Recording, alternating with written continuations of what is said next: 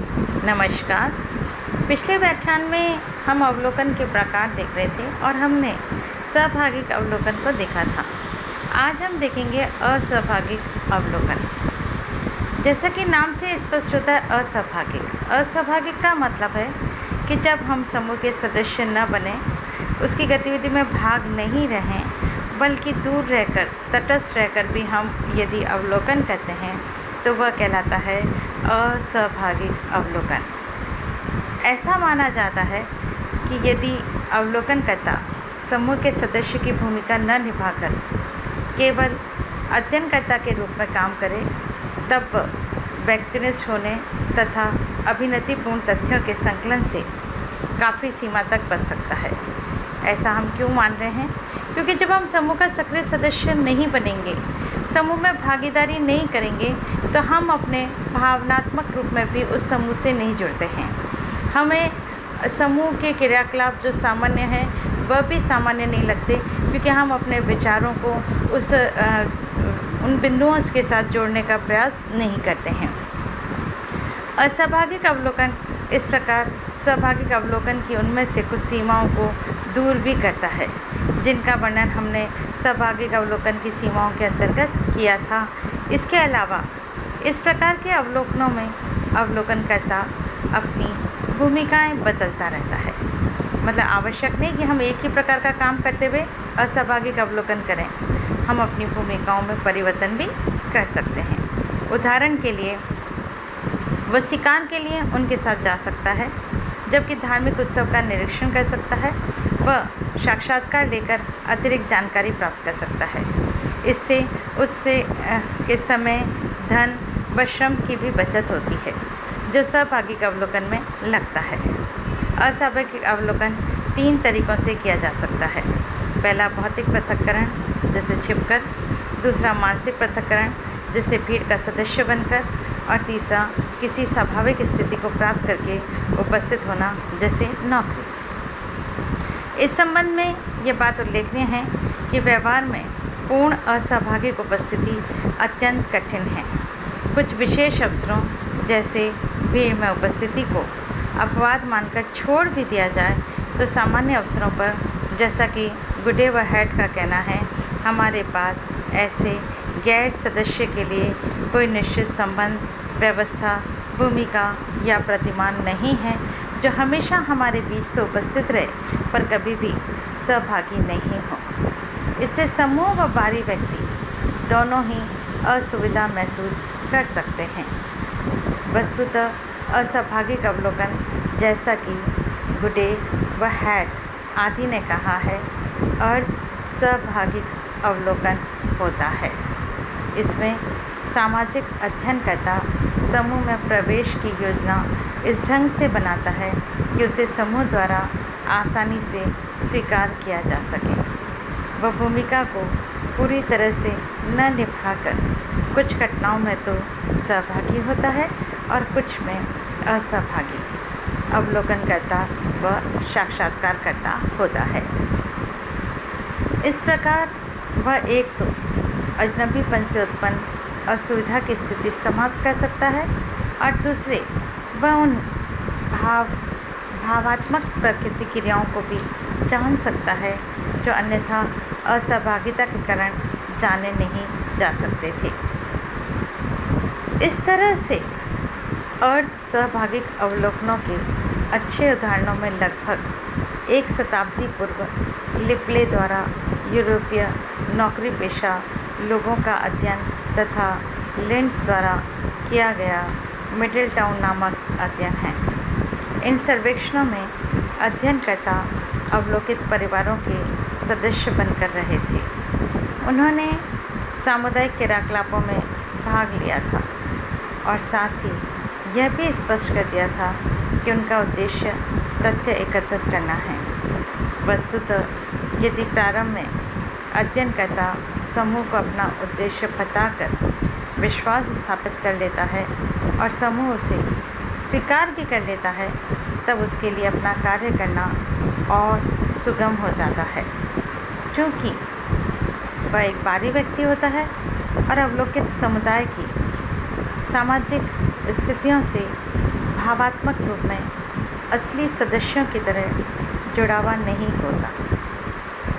अतः वास्तविक सदस्य उससे अपने तनावों व संवेदनशील विषयों पर तुलनात्मक रूप से खुलकर बात कर सकते हैं, जिन पर वे अपने घनिष्ठ व्यक्तियों के साथ भी बात नहीं करते हैं, उनसे सकुचाते हैं और वहाँ बाहरी व्यक्ति समझकर वे उसे आसानी से अपनी बातों को बता सकते हैं, क्योंकि वे अपने घनिष्ठ व्यक्तियों के साथ इस तरह की बात को नहीं कर पाते हैं। अनुसंधानकर्ता एक श्रोता भी होता है, मतलब वह अच्छे से उनकी बात को समझ सकता है, सुन सकता है। फिर वह सीखने का एक उत्सुक विद्यार्थी भी होता है और अपनी उत्सुकता द्वारा यह इंगित करता है कि समुदाय या समूह उसके लिए महत्वपूर्ण है। इसके साथ ही अनेक अंतःक्रियाओं में वह सहभागिता की भूमिका निभा सकता है, ताकि वह केवल मात्र बाहरी न रहे। इस तरह से असहभागिक अवलोकन में यह माना गया है कि कहीं किन्हीं चीज़ों में उनके साथ मिलकर और कई चीज़ों में दूर रहकर, अर्थात असहभागिता करते हुए तथ्यों को बहुत आसानी से, या यह कहें कि तटस्थ रहते हुए विश्वसनीयता से तथ्यों को प्राप्त किया जा सकता है। अब हम देखेंगे दूसरा, व्यवस्थित अवलोकन। अवलोकनकर्ता व अवलोकित पर नियंत्रण। अनियंत्रित अवलोकन, चाहे वह सहभागी हो या असहभागिक, मुख्य रूप से अन्वेषणात्मक अध्ययनों में उपयोगी होते हैं। लेकिन जैसे जैसे अध्ययनकर्ता की विषय के बारे में जानकारी बढ़ती है, उसकी विषय की ओर अधिक गहनता से जानने की जिज्ञासा भी बढ़ने लगती है। ऐसे समय में वह अनियंत्रित अवलोकन की सीमाओं का अनुभव करने लगता है। एक और यह पाता है कि केवल अवलोकन उसे वे तथ्य प्रदान नहीं कर पा रहे हैं जो उसे साक्षात्कार या प्रश्नावली से मिल सकते हैं और उसे विषय को गहराई से समझने में सहायता दे सकते हैं। दूसरी यह पाता है कि कई स्थानों पर उसे अभिनतिहीन व परिशुद्ध अध्ययन करने में कठिनाई हो रही है। तीसरे वह यह अनुभव भी करता है कि यह उतने परिशुद्ध तथ्य नहीं प्राप्त कर पा रहा है जिससे यह उपकल्पनाओं का परीक्षण कर सके। यह आवश्यकता केवल सामाजिक विज्ञानों की ही नहीं बल्कि प्राकृतिक विज्ञानों की भी होती है।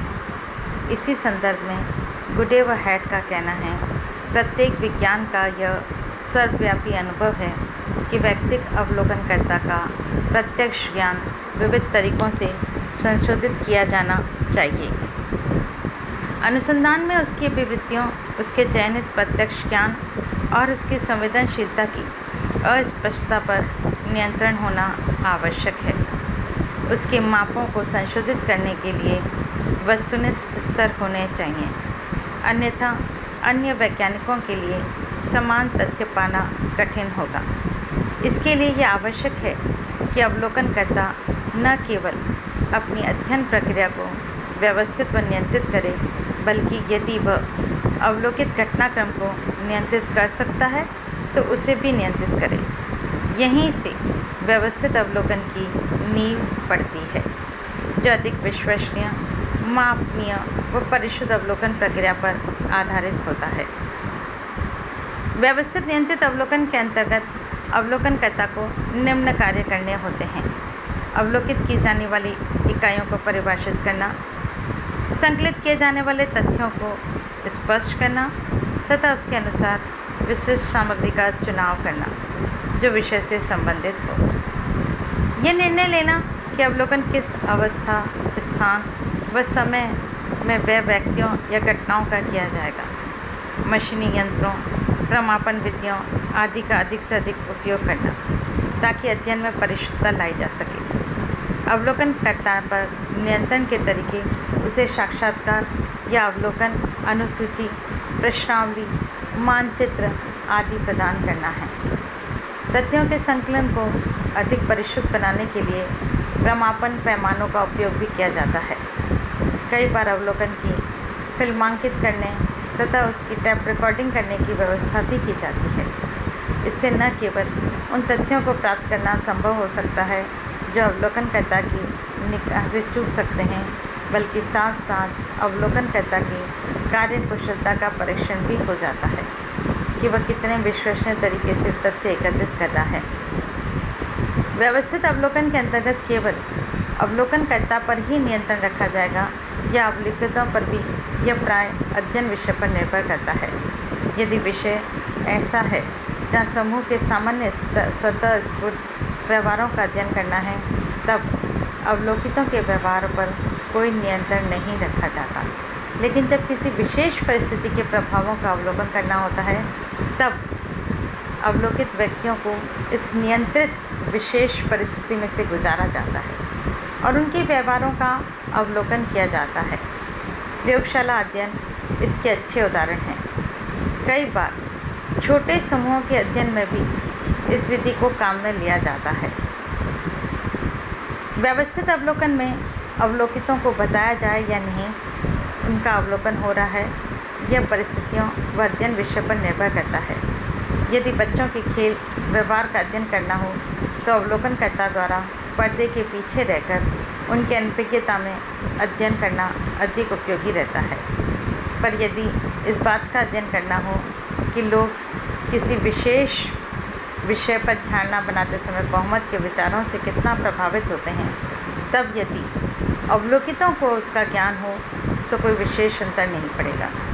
अनेक अध्ययनों से यह भी सिद्ध हुआ है कि यह जानने पर कि उनका अवलोकन किया जा रहा है, प्रारंभ में अवलोकित अपने व्यवहारों के प्रति सतर्क रहते हैं, पर जैसे जैसे समय बीतता जाता है, अवलोकनकर्ता की उपस्थिति उनके लिए सामान्य होती जाती है और उनके व्यवहारों में स्वाभाविकता आ जाती है। ये हमने अवलोकन के प्रकारों को देखा कि किस तरह से सरल, अनियंत्रित और व्यवस्थित अवलोकन दो प्रकार के प्रकार हैं, जिनके द्वारा एक अध्ययनकर्ता अपने अवलोकन को विषय के अनुरूप देखते हुए इसमें से किसी भी प्रकार का चयन करते हुए अध्ययन कार्य कर सकता है। धन्यवाद।